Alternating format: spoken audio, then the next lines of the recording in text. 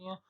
अगर हम architectural inspection और रिव्यूज़ की बात करें तो एक चीज़ ध्यान में रखें कि जब भी वर्ड इंस्पेक्शन और रिव्यू का आएगा, it means we are talking about an activity that has to be performed by human beings. उसमें ह्यूमन बींग्स स्टेक होल्डर्स लाजमी इन्वॉल्व होंगे। ठीक है, तो यही हाल यहाँ पे है कि ऐसी टेक्निक है जिसमें आर्किटेक्चर मॉडल जो हैं that are studied by human stakeholders for specific properties. Human stakeholders actually model की प्रॉपर्टीज़ को चेक करते हैं। जैसे हमने ये पढ़ा था पहले पिछले चैप्टर्स में कि मॉडल हम बनाते क्यों, मॉडल इसलिए बनाते हैं ताकि हम सिस्टम किसी भी सिस्टम की characteristics before the construction we can look into.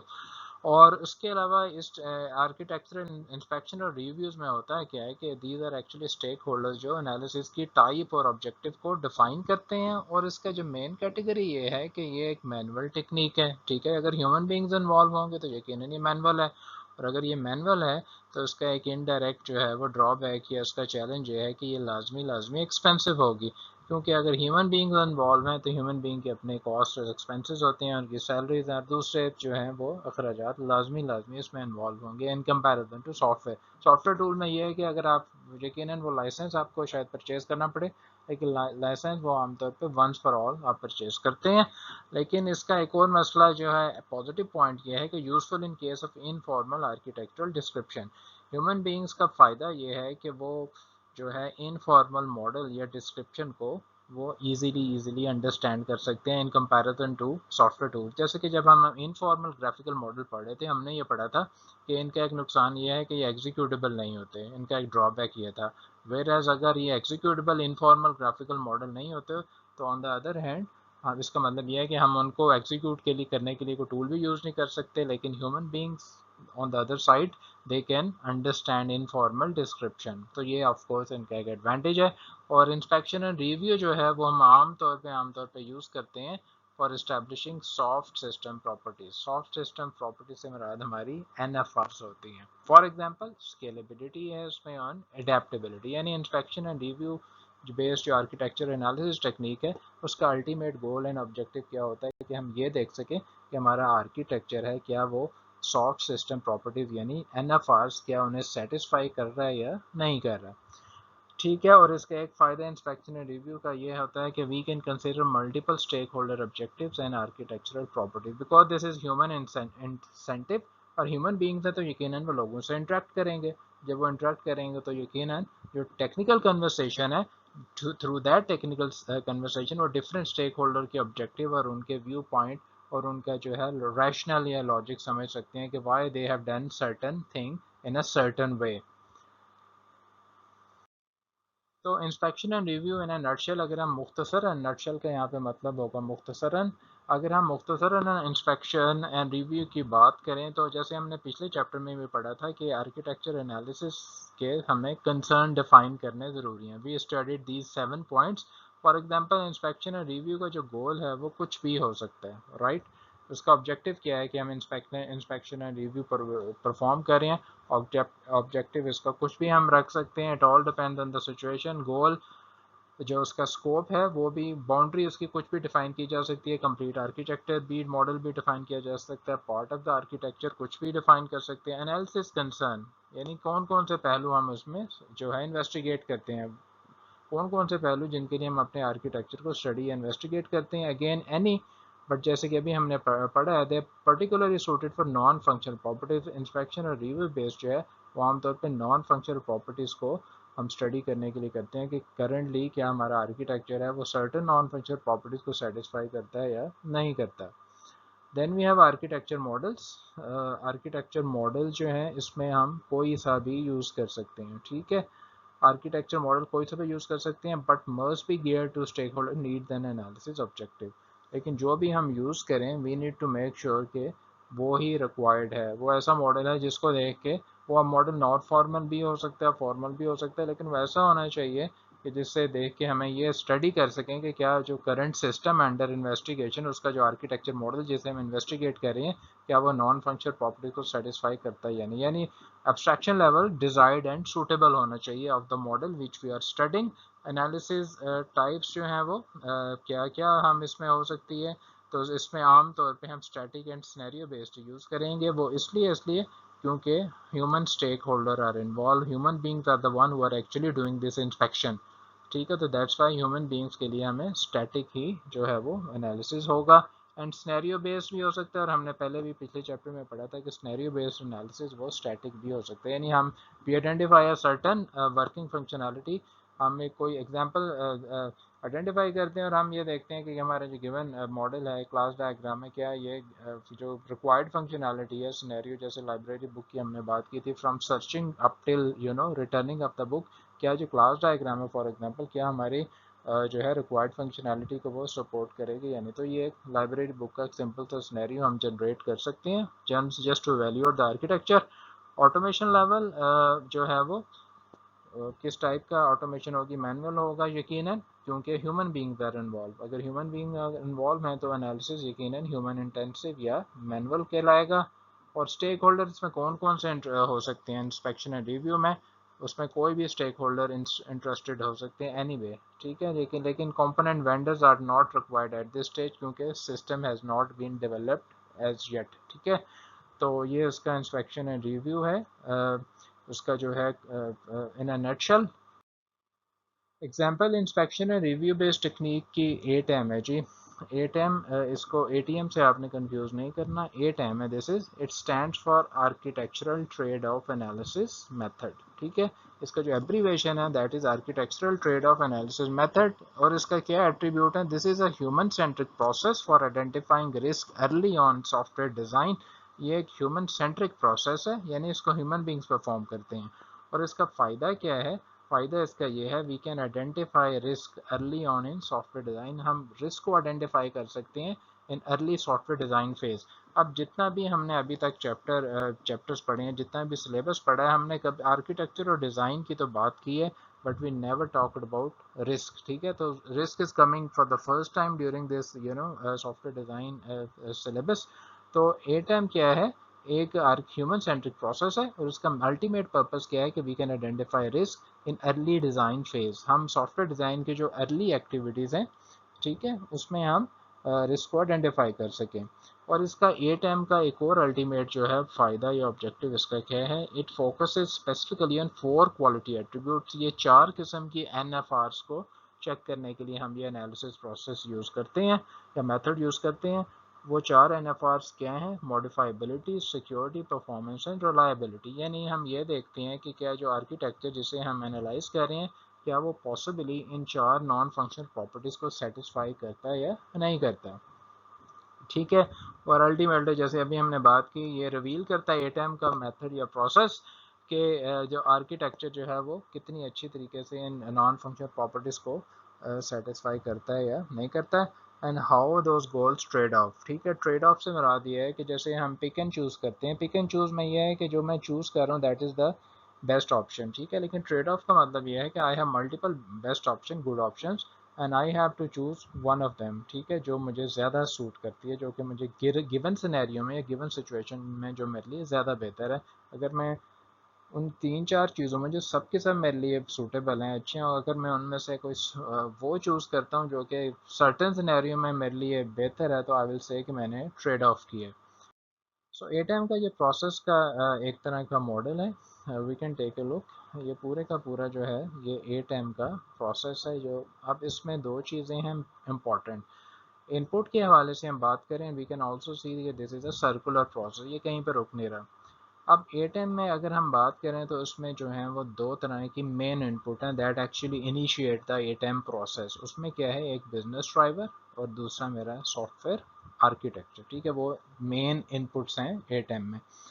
अब अगर हम बिजनेस ड्राइवर की बात करें तो बिजनेस ड्राइवर से मुराद ये है कि वो सारे के सारे जो हैं फंक्शनैलिटी और वो सारे के सारे जो हैं मैकेनिज़्म या वो सारी के सारे रेलेवेंट इन्फॉर्मेशन जो कि बिज़नेस के लिए इम्पॉर्टेंट है। ऑफ कोर्स सॉफ्टवेयर कंपनी ही हमारे प्रोजेक्ट बनाती है, या वो प्रोजेक्ट हम किसी न किसी कंपनी के लिए बनाएंगे। अब इससे before we actually study the ATAM process, we need to understand कि एक्चुअली ये परफॉर्म कैसे होता है। तो इसके लिए ATAM का जो ओवरऑल इंस्पेक्शन एंड रिव्यू का मेथड है, it is likely to take usually 3 to 4 days। और होता यह है कि एक एक्सटर्नल टीम ऑफ एक्सपर्ट, जिसका मकसद क्या है कि आर्किटेक्चर को एनालाइज करना, वो एनॉनमस हैं, ठीक है, वो इम्पार्शल हैं, वो कंपनी को विज़िट करते हैं, राइट, और they interact with the internal software team, जिसमें सॉफ्टवेयर आर्किटेक्ट और प्रोजेक्ट मैनेजर्स हैं। वो ये देखते हैं कि उन्होंने ऑफ कोर्स पहले हमारे पास बिफोर हैंड प्री रिक्विजिट, इसकी प्री कंडीशन ये है कि architecture must have been developed by the time so that some external ATEM experts can actually inspect the architecture.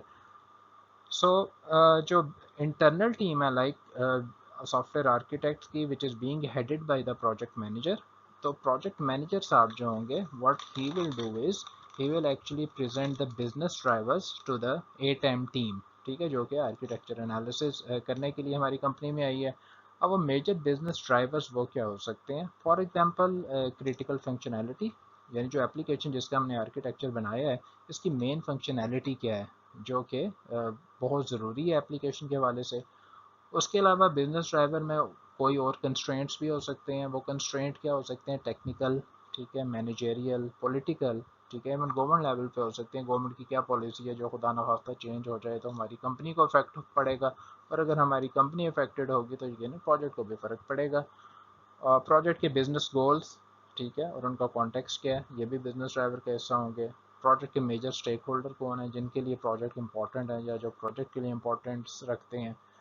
और main NFP goals, non functional properties के गोल क्या हैं, जो कि आर्किटेक्चर को इम्पैक्ट कर रहे हैं, राइट। तो these are the business drivers. अब बिजनेस ड्राइवर की बेस पे what we need to do is, जैसे कि उसके बाद जो सेकंड स्टेप है, ठीक है, क्वालिटी एट्रीब्यूट्स का। अब बिजनेस ड्राइवर याद रखें, वो प्रोजेक्ट मैनेजर ही जो है वो प्रेजेंट करेगा, because he is the one at the top, ठीक है, और वो ही बताएगा ओवरऑल प्रोजेक्ट के बिजनेस ड्राइवर्स क्या हैं, और उसमें यकीनन कंपनी की भी इन्वॉल्वमेंट है। अब द प्रॉब्लम इज कि quality attribute are the very important, क्योंकि अभी जैसे हमने पिछली स्लाइड में पढ़ा था कि वी विल चेक और analyse our architecture for the quality attributes as well, risk and quality attributes. अब quality attributes are the very important here. Quality attribute में वी नीड टू आइडेंटिफाई कि कौन कौन से क्वालिटी एट्रीब्यूट है which we want our application to satisfy, and based on that we will identify some scenarios as well, right। अब scenarios में भी हमारे पास मल्टीपल टाइप के सिनेरियो हो सकते हैं। For example use case scenarios, ठीक है, जो हम अगली स्लाइड में ज़रा डिटेल में देखेंगे। उसमें नंबर 1 यूज़ केस सिनेरियो हो सकता है, ग्रोथ सिनेरियो हो सकता है, एक्सप्लोरेटरी सिनेरियो हो सकता है। और उसके बाद यकीनन हम इन सब को एनालाइज करेंगे। अब इसका मकसद ये है, एनालिसिस का मेन मकसद ये है, जो इसका मेन एस्पेक्ट है वो ये कि हम जो हमने आर्किटेक्चरल अप्रोच जो है वो यूज़ की है in the context of course identified scenario, जो कि ऑफ कोर्स सिस्टम जो है वो सेटिस्फाई करेगा। और उसका अल्टीमेट गोल क्या है कि हम जो है वो रिलेशनशिप को इस्टेब्लिश कर रहे हैं between the approaches as well as the quality attribute, के जो हमने क्वालिटी एट्रीब्यूट को हमने आइडेंटिफाई किया है, और उनके लिए उसके बाद जो सिनेरियो हमने चूज़ किए हैं, क्या वो सिनेरियो जब वो इम्प्लीमेंट होंगे, क्या वो क्वालिटी एट्रीब्यूट्स को वो सेटिस्फाई कर रहे हैं या नहीं कर रहे। तो ATEM का जो दूसरा इनपुट है, main input driver, that is software architecture, of course जो आर्किटेक्चर इटसेल्फ, ठीक है। अब आर्किटेक्चर इटसेल्फ में क्या क्या चीज़ें हो सकती हैं? आर्किटेक्चरल अप्रोचेज हो सकती हैं। फॉर एग्जांपल टेक्निकल कंस्ट्रेंट्स क्या हैं, राइट। कौन कौन सा दूसरा सिस्टम है जिसके साथ जो है हमारा आर्किटेक्चर, हमारा जो सिस्टम जिसका हम आर्किटेक्चर जो है वो बनाने जा रहे हैं, ठीक है, क्या वो किसी और सिस्टम के साथ इंटरेक्ट करेगा या नहीं करेगा। और आर्किटेक्चरल अप्रोचेस, ठीक है, जो हम कौन कौन सी आर्किटेक्चरल अप्रोचेस जो हैं वो हम यूज़ करने जा रहे हैं। अब आर्किटेक्चरल अप्रोचेस में हमारे पास we can have multiple type of approaches. For example patterns, कौन कौन से आर्किटेक्चर पैटर्न हम कौन कौन से यूज़ करेंगे, और आर्किटेक्चर स्टाइल हम कौन से यूज़ करेंगे, this is important। And what are the actual architectural decision that I have to make based on the previous one। So first of all, जो हमारा second input है, I need to input second जो main input है into the ATEM process, that is software architecture, ठीक है। Software architecture की अगर बात करें, which is of course any technical information about the software system, के फॉर एग्जांपल इसमें कितने कितने जो हैं उसके कंपोनेंट्स क्या हैं, ठीक है, क्या वो बिल्ट इन होंगे, थर्ड पार्टी कोई होंगे या नहीं, या मैं इन हाउस ही सब के सब बिल्ड करूँगा। Then we have some architectural approaches, ठीक है। और उससे पहले ये कि क्या मेरा सिस्टम जिसका मैं आर्किटेक्चर बना रहा हूँ क्या वो किसी और सिस्टम के साथ इंटरेक्ट करेगा या नहीं करेगा। आर्किटेक्चर अप्रोच से मुराद ये है कि मैं कौन सा पैटर्न या आर्किटेक्चर स्टाइल यूज़ करूँ। आर्किटेक्चर स्टाइल जो हमने चैप्टर 5 में पढ़े थे। And then architectural decision, what are my design decision or architectural decision that I have to take regarding the anything regarding the architecture।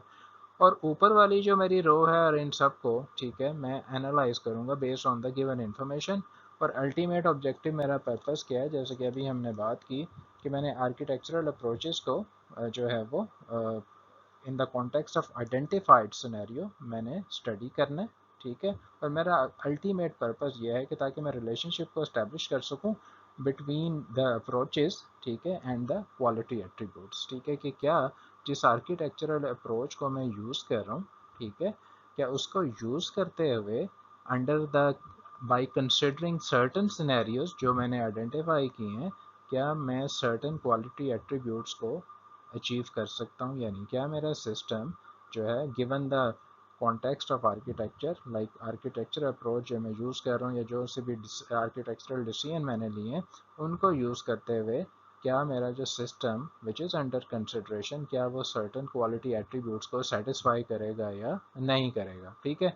Once I analyse all this information, ठीक है, I will come to certain output trade off, ठीक है। Trade off की जैसे हमने बात की अभी कि क्या चीज़ें हैं जो मुझे पिक एंड चूज़ करनी है, ठीक है। सेंसिटिविटी पॉइंट्स, ठीक है, सेंसिटिविटी पॉइंट्स से मुराद है क्या चीज़ something which are sensitive and which may go wrong, ठीक है। नॉन बेस से मुराद क्या है, something which is certain which may eventually turn into a success which can not be a failure, जो कि मैं प्रीटी मच श्योर हूँ कि ये जो है वो उसका मुझे नुकसान नहीं होगा। Then I will come to the risk, ठीक है। रिस्क यानी क्या मेरे, आपको पता है रिस्क से क्या मुराद है, possibility of occurrence of failure is called a risk. यानी प्रोजेक्ट जब मैं इसको बनाऊंगा जो करंट आर्किटेक्चर को जब मैं इम्प्लीमेंट करूंगा तो क्या मुझे कोई रिस्क अकर हो सकते हैं या नहीं हो सकते। और हर रिस्क को क्या है कि मैं रिस्क कैटेगरी में आइडेंटिफाई करूंगा, ठीक है। कि रिस्क के भी आपको पता है मल्टीपल कैटेगरी हो सकती हैं, जैसे टेक्निकल रिस्क हो सकते हैं, नॉन टेक्निकल रिस्क हो सकते हैं, ऑर्गेनाइजेशन रिलेटेड रिस्क हो सकती हैं, यानी कौन सी चीज़ें हैं जो ऑर्गेनाइजेशन में गलत हो सकती हैं, इसका टेक्निकल नॉन टेक्निकल से कोई ताल्लुक नहीं है, ठीक है। सॉफ्टवेयर डेवलपमेंट रिस्क हो सकते हैं, देयर आर मल्टीपल टाइप। तो जो भी मैं रिस्क आइडेंटिफाई करूंगा तो उसको मुझे क्या है कि I need to identify into certain risk theme, उसकी कैटेगरी मुझे डिफाइन करनी पड़ेगी कि एक्चुअली जो रिस्क मैंने फिगर आउट किए हैं उनकी कैटेगरी क्या है। और इवेंचुअली यकीन है दिस इज सर्कुलर प्रोसेस, मैं उसको दोबारा से यानी इनपुट करूंगा यहाँ पे, so that eventually ultimate purpose is कि मैं ना सिर्फ जैसे ऊपर वाले हिस्से में मैंने क्या किया क्वालिटी एट्रीब्यूट्स को चेक किया कि क्या मेरा करंट आर्किटेक्चर सेटिस्फाई कर क्वालिटी एट्रीब्यूट्स को करेगा या नहीं। Other than that, I in the lower part I have identified risk as well, multiple risk। और जब मैं इसको दोबारा फीड इन करूंगा into the process, of course the whole circle will be started again। और ultimate purpose इसका क्या है कि I need to identify not only quality attributes that can impact or can be satisfied by my architecture, but also I need to identify or mitigate risk as well, that may occur during the course of the software development। So ATM की अगर हम business driver की बात करें जो कि हमने पिछली स्लाइड में भी उसको देखा है, यहाँ पे उसकी रिटर्न फॉर्म में आप देख सकते हैं। बिजनेस ड्राइवर से मुराद ये है कि जो कि प्रोजेक्ट मैनेजर जो है जो एटीएम टीम को प्रेजेंट करेंगे, ये बिजनेस ड्राइवर्स के सिस्टम से मुतालिक क्रिटिकल फंक्शनैलिटी क्या है, उसके कोई टेक्निकल मैनेजरियल इकोनॉमिक और पॉलिटिकल कंस्ट्रेंट हो सकती हैं। यानी यहाँ पे इकोनॉमिक और पॉलिटिकल जो हैं वो ज़रा मुख्तलिफ हैं। इकोनॉमिक कंस्ट्रेंट क्या है, that has to do with economy of certain country, कि यकीन अगर अगर इकॉनमी है वो अच्छी है तो हो सकता है वो टैक्स का जो रेशियो है वो भी कम होगा, और इकॉनमी बुरी है तो यकीनन टैक्स जो है वो उसकी रेशियो भी हाई होगी और यकीनन वो इवेंचुअली कंपनी को अफेक्ट करेगी। पॉलिटिकल कंस्ट्रेंट्स, एक गवर्नमेंट थी उसकी पॉलिसी कुछ और थी इकॉनमी से रिलेटेड, इंपोर्ट्स एक्सपोर्ट से रिलेटेड, नई गवर्नमेंट आई उसने पॉलिसी चेंज कर दी, इवेंचुअली सॉफ्टवेयर ऑर्गेनाइजेशन भी इससे अफेक्ट होती हैं। अगर सॉफ्टवेयर ऑर्गेनाइजेशन अफेक्ट होंगे तो यकीनन प्रोजेक्ट भी इससे अफेक्ट होगा। प्रोजेक्ट के बिजनेस गोल्स एंड कॉन्टेक्ट्स क्या हैं, मेजर स्टेक होल्डर्स के कौन कौन से हैं, और वो कौन कौन से क्वालिटी एट्रीब्यूट्स हैं जो हम सेटिस्फाई करना चाहते हैं थ्रू द प्रोजेक्ट। तो ये जो है this all information will be presented to the 8M team by the internal project manager. ATAM scenario की हमने बात की थी कि there are 3 types of scenarios, use case scenarios, growth scenarios and exploratory scenario. अगर आप एटम का वो प्रोसेस देखें तो उसमें ये शामिल है। यूज केस सिनेरियो से हम काफ़ी हद तक जो है वो हम फेमिलियर हैं। आपने भी पढ़ा होगा कि यूज केस मॉडल आमतौर पर हमें यह बताते हैं कि स्टेक होल्डर सिस्टम के साथ इंटरेक्ट कैसे करेगा। So they describe how the system is envisioned by the stakeholder to be used, कि stakeholder system को कैसे envision करता है, उसे कैसे perceive करता है, because from the usage point of view। Growth scenario से मुराद वो सारी की सारी सिनेरियो या सारी की सारी पॉसिबिलिटी जो ये बताती हैं, they describe planned and envision modification to the architecture, कि करंटली तो नहीं लेकिन फ्यूचर में for the probably next version of the application हम क्या क्या मॉडिफिकेशन जो है वो हमने प्लान की हुई है या हमने सोची हुई है। ठीक है, वो करंटली तो नहीं है लेकिन फ्यूचर में पॉसिबली हम ऐसा करेंगे इन टर्म्स ऑफ फंक्शनैलिटी। ठीक है, फंक्शनैलिटी जो करंटली सपोर्टेड नहीं है लेकिन फ्यूचर में होगी। Exploratory scenario is the third one. They try to establish the limits of architecture adaptability with respect to, कि हम फ्यूचर में जो हमने ग्रोथ की या चेंजेस प्लान की हुई हैं उसको हम लिमिट करेंगे। ठीक है, कि वो इन टर्म्स ऑफ व्हाट होंगी। For example with respect to system functionality, system की कितनी फंक्शनैलिटी मैंने सपोर्ट करनी है, इससे बियॉन्ड मैंने नहीं जाना। फॉर एग्जांपल मैं ये कहता हूँ मेरा सिस्टम डायनामिक तो होगा लेकिन वो रियल टाइम मैंने कभी भी नहीं बनाना उसे। ऑपरेशनल प्रोफाइल, ऑपरेशनल प्रोफाइल से मुराद ये कि सिस्टम मेरा कितने कितने कौन कौन सी उसकी मैंने इंस्टेंसेस प्रोवाइड करने। फॉर एग्जांपल मैं ये कहता हूँ मेरा एक ऑपरेशनल प्रोफाइल डेस्कटॉप तो है ही है लेकिन फॉर द फ्यूचर मैं ऐसे वेब बेस्ड एक मेरी एक ऑपरेशनल प्रोफाइल होगी और मोबाइल पे भी मैं ऐसे प्रोवाइड करूँगा। यानी मैं करंटली अगर इसकी ऑपरेशनल प्रोफाइल डेस्कटॉप बेस है सिर्फ, तो फ्यूचर में इसकी ऑपरेशनल प्रोफाइल वेब बेस्ड होगी और उसके अलावा क्या है वो मोबाइल बेस्ड भी होगी। लेकिन within the mobile I will provide speed, I will provide support for iOS as well as Android. उसके अलावा मैं किसी और मोबाइल प्लेटफॉर्म पे सपोर्ट प्रोवाइड नहीं करूँगा। So I am actually what I am doing, what I am actually limiting the architecture adaptability. कि future में जो भी चेंज हो रही है मैं उसको इन्विजन तो मैंने किया लेकिन साथ में मैं ऐसे लिमिट भी लगा रहा हूँ कि इससे ज़्यादा वो नहीं होगी। अंडरलाइंग एग्जीक्यूशन प्लेटफॉर्म, कौन कौन से अंडरलाइंग एग्जीक्यूशन प्लेटफॉर्म है करंटली। लेट से अगर विंडोज सपोर्टेड है तो फ्यूचर में मैं ये कह सकता हूँ कि ये यूनिक्स या लिनक्स पे मैं इसे सपोर्ट करूँगा, या इवन मोबाइल के सर्टेन प्लेटफॉर्म जो कि पिछले हमने ऑपरेशनल प्रोफाइल में आइडेंटिफाई किए थे उसे भी डेस्कटॉप के लिए भी मेंशन कर दूंगा अंडरलाइंग एग्जीक्यूशन प्लेटफॉर्म, और मोबाइल वाले वो भी मैं स्पेसिफाई कर दूंगा। ये भी डिसाइड कर लूँगा कि इसके अलावा मैं सिस्टम किसी और जो है एग्जीक्यूशन प्लेटफॉर्म पे इसकी सपोर्ट प्रोवाइड नहीं करूँगा। तो यूज के सिनेरियो थे हमारे पास जो कि currently how the it describe कि how the system is envision by the stakeholder, कि स्टेक होल्डर इसको कैसे इन्विजन करता है in terms of interaction. Growth scenario ये थे जी कि planned and envision modification to the architecture, की आर्किटेक्चर की प्लान्ड और एनविजन जो मैंने सोची हुई मॉडिफिकेशन क्या क्या होंगी। और एक्सप्लोरेटरी सिनेरियो एक्चुअली लिमिट कर देगा कि आर्किटेक्चर में जो चेंज आएगी, अडेप्टेबिलिटी आएगी, वो with respect to 3 different factors वो क्या क्या होंगे, सिस्टम फंक्शनैलिटी के हवाले से, ऑपरेशनल प्रोफाइल के हवाले से और अंडरलाइंग एग्जीक्यूशन प्लेटफॉर्म के हवाले से वो क्या वो प्लान्ड है उसकी क्या लिमिट होगी। ठीक है, so that I need to decide each and everything in advance, क्योंकि ऐसा ना होता कि जैसे जैसे वक्त गुजरता जाए बेतहाशा रिक्वायरमेंट्स एवोल्यूशन क्राइटेरिया आते जाएं और वैसे वैसे मैं गैर ज़रूरी तौर पे सिस्टम चेंज करता रहूँ, ये भी हमने नहीं करना। So scenarios are prioritize based on the importance to the stakeholder. ये सारे के सारे जो मैं प्रायोरिटाइज करूँगा इसका मकसद ये है कि वही स्टेक होल्डर की इम्पोर्टेंस जो है वो किन किन सिनेरियोज में है। Accordingly I will actually arrange all these scenarios. Hope this is clear. Atom architecture में जो टेक्निकल कंस्ट्रेंट थे जिसकी हमने बात की थी, एटम के वो जो मॉडल देखा था पिछली स्लाइड में, हार्डवेयर प्लेटफॉर्म कौन सा है जिसके लिए हम प्रोजेक्ट बना रहे हैं, OS middle layer programming language कौन सी यूज़ कर रहे हैं, क्या कोई OTS of the shelf functionality है या नहीं है, या कुछ ऐसा सिस्टम जिसके साथ हमारा सिस्टम जो है वो इंटरेक्ट करेगा, अगर है तो वो कौन सा सिस्टम है, आर्किटेक्चरल अप्रोचेज मैं कौन सी यूज़ कर रहा हूँ। ठीक है, to meet the quality requirements. Mainly इसमें ये है कि वो डिज़ाइन डिसीजन मेरे क्या है, यानी ओवरऑल मेरी फंक्शनैलिटी क्या है, I need to consider that as well. And also pattern and style, यानी कौन कौन से आर्किटेक्चर स्टाइल और पैटर्न में यूज़ कर रहा हूँ। I need to actually look, जैसे पहले भी बताया था कि given the design decision I have used to construct my architecture as well as the architecture style or patterns I have proposed using for the application which is under consideration, मैंने ये देखना है क्या गिवन सिनेरियो में given situation में क्या मैं certain quality attributes को अचीव कर सकता हूँ जो कि 4 हमने आइडेंटिफाई किए थे या नहीं कर सकते. And also I need to make sure कि I am able to mitigate not only am I able to identify risk but also I'm able to mitigate या address those risk as well. सो ये इसका एक ultimate purpose है, इसीलिए मैं architecture analysis कर रहा हूँ using ATEM which is under the category of inspection and review based technique.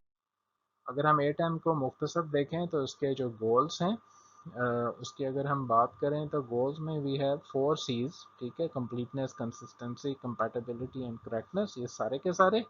अगर हम स्कोप की बात करें तो स्कोप यानी इसकी बाउंड्री क्या क्या हो सकती है, तो boundary can be anywhere like subsystem and system level, data exchange level, ये इसकी बाउंड्री यानी ये इसका स्कोप हो सकता है. कंसर्न यहाँ पे दैट्स वर्थ मेंशनिंग, कंसर्न इसका क्या है, नॉन फंक्शनल, ठीक है, क्योंकि अल्टीमेट में नॉन फंक्शनल प्रॉपर्टीज़ को इवेंचुअली मैं स्टडी कर रहा हूँ कि क्या मेरा architecture certain non functional properties को सेटिस्फाई करता है या नहीं करता. मॉडल इसमें मैं कौन कौन से यूज़ करता हूँ जी, मॉडल्स की अगर मैं बात करूँ तो इसके लिए मैं इनफॉर्मल मॉडल यूज़ करता हूँ, सेमी फॉर्मल मॉडल यूज़ करता हूँ. एक चीज़ ध्यान में रखें कि यहाँ पे नोट करें कि यहाँ पे फॉर्मल मॉडल नहीं है. वो इसलिए नहीं है कि फॉर्मल मॉडल जो है उसका लेवल ऑफ डिटेल जो है एब्स्ट्रैक्शन लेवल वो काफ़ी ज़्यादा लो होता है, तो possibly since human stakeholder are involve तो there might be problem with the understanding, ठीक है. तो आई मे यूज़ इनफॉर्मल और सेमी फॉर्मल मॉडल. टाइप क्या है जी एनालिसिस की, सिनेरियो ड्रिवन, ठीक है. एनालिसिस जो है जैसे पहले भी हमने बात की थी कि 3 तरह के हमारे पास सिनेरियो थे, और use case scenario, growth scenario and exploratory scenario. तो दैट्स व्हाई वी से कि scenario driven is the type, automation level manual होता है इसमें किसी, क्योंकि ह्यूमन बींग्स करते हैं इसलिए वो यकीनन वो ऑटोमेटेड नहीं होता बल्कि मैनुअल होता है. फुली ऑटोमेटेड यानी टूल बेस्ड सिनेरियो नहीं है but human beings are doing actually this. और स्टेक होल्डर इसमें कौन कौन से इन्वॉल्व हैं, आर्किटेक्ट्स हो सकते हैं, डेवलपर हो सकते हैं, मैनेजर, कस्टमर, लेकिन हमने बात की थी कि वेंडर जो है आमतौर पे इसके स्टेक होल्डर, ATEM के स्टेक होल्डर वो नहीं होते.